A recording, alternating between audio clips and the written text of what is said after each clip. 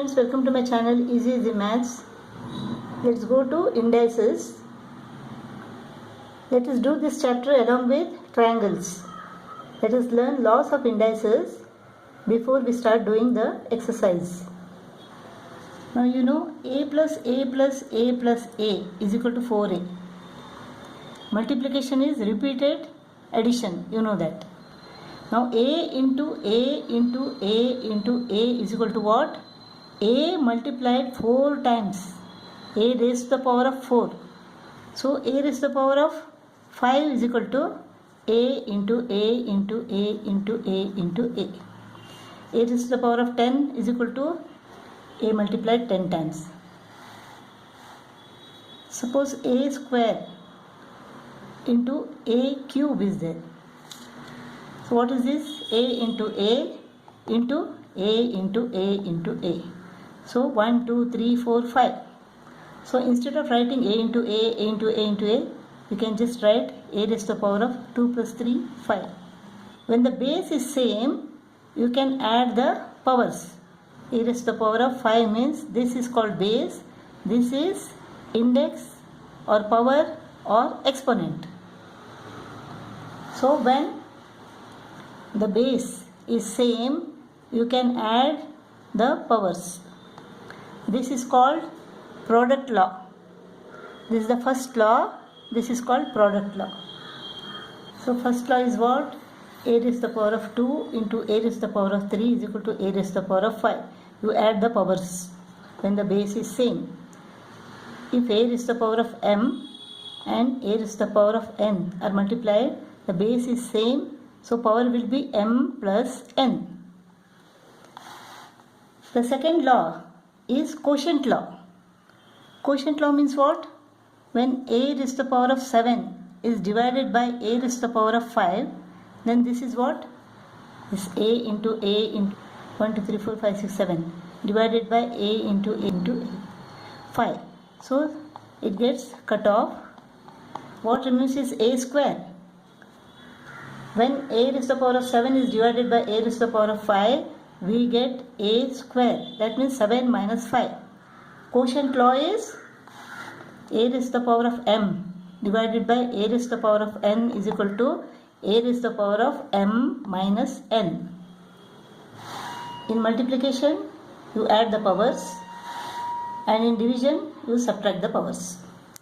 This is power law. Third law is power law. Here suppose a cube square means this a cube is multiplied twice, a cube into a cube. So this becomes what? 3 plus 3, 6. So here when a cube is multiplied twice, then we can write a raised to the power of 2 3 is 6. But if a raised to the power of 3 square is there, then this is not 2 3 is 6. This is 3 square. This is a raised to the power of 9.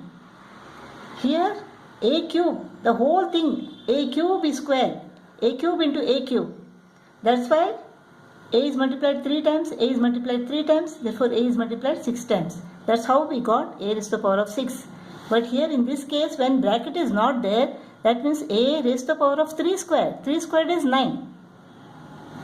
You will come across these problems when you do the exercise. So don't get confused. A into b raised to the power of m means what? A raised to the power of m into b raised to the power of m. Similarly, a upon b whole raised to the power of m is equal to what? A raised to the power of m divided by b raised to the power of m. Suppose we have square root of a, then this is equal to what? A raised to the power of half. Suppose we have cube root of 5, then this is equal to 5 raised to the power of 1 upon 3.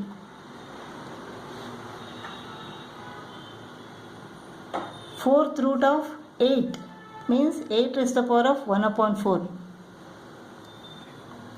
Nth root of a means what?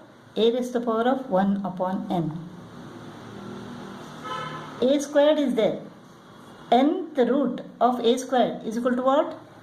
A squared will be there, and upon this will this has come to the denominator, right? So this will come to the denominator here.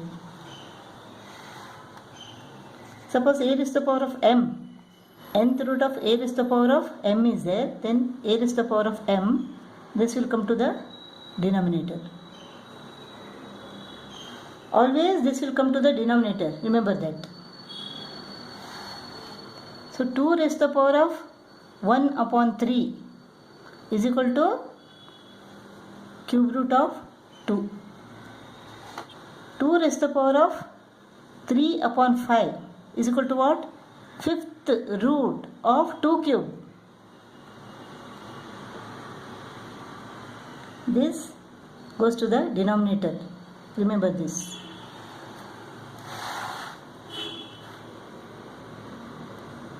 So a raised to the power of m upon n is equal to what? Nth root of a raised to the power of m. A raised to the power of 4 upon 5 is equal to 5th root of a raised to the power of 4. 5 raised to the power of 2 upon 3 is equal to what? Cube root of 5 square. 5th root of 3 raised to the power of 8 is equal to, this will go to the denominator, 8 upon 5. You practice this again and again, you won't be confused then. Suppose 2 raised to the power of 3 is there. If you want to take it to the denominator, if you want to take the base to the denominator, then the power becomes minus 3. Plus 3 becomes minus 3. So 2 raised to the power of n is equal to 1 upon 2 raised to the power of minus n. Suppose this is in the denominator, then when it comes to the numerator, when the base comes to the numerator, the power becomes plus 3 becomes minus 3. Anything raised to the power of 0 is equal to 1. A raised to the power of 0 is equal to 1. 100 raised to the power of 0 is equal to 1. 8 raised to the power of 0 is equal to 1. 1000 raised to the power of 0 is equal to 1. X raised to the power of 0 is equal to 1. Y raised to the power of 0 is equal to 1. Anything raised to the power of 0 is equal to 1. Minus a raised to the power of m. It is an even number, then this becomes a raised to the power of m. If m is an odd number, then minus a raised to the power of m. How? Suppose minus 2 is there. Minus 2 cube and minus 2 raised to the power of 4. Here it is odd. So minus 2 into minus 2 into minus 2. This is equal to minus 8. Right? So this is equal to what? Minus 2 cube. Here it is minus 2 into minus 2 into minus 2 into minus 2. Minus into minus plus, plus into minus minus, minus into minus plus. So this is equal to plus 16 or 2 raised to the power of plus 2 raised to the power of 4.